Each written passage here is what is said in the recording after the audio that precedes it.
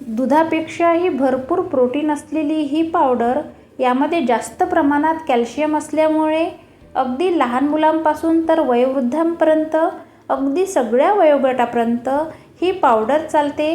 चला तर protein powder तयार करण्यास सुरुवात करूया.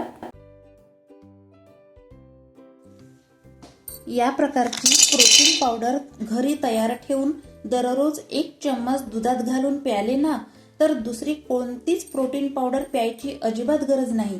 मग त्यासाठी काय करायचं बघा.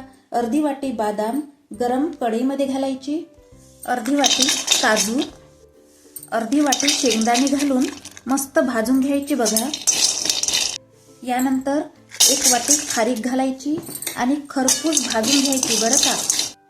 नंतर 2 चम्मच टरबूज बी, याला मगज बी सुद्धा म्हणतात, 1 चम्मच सोप, 4 ते 5 हिरवी विलायची, याने मस्त फ्लेवर येतो. 1 वाटी फुटाणे घालायचे. फुटाणे भाजलेलेच असते म्हणून जास्त वेळ अजिबात भाजायची गरज नाही. आता कढईतून काढून थंड होऊ द्यायचं आणि मिक्सर पॉटमध्ये घालून बारीक पावडर करून घ्यायची बरं का.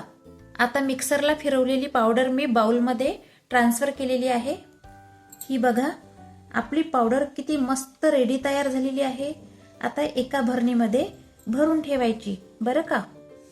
आणि एका ग्लासमध्ये मस्तपैकी गरमागरम दूध घालायचं आहे. यात 2 चम्मच प्रोटीन पावडर घालून मिक्स करायचं आणि प्यायचं.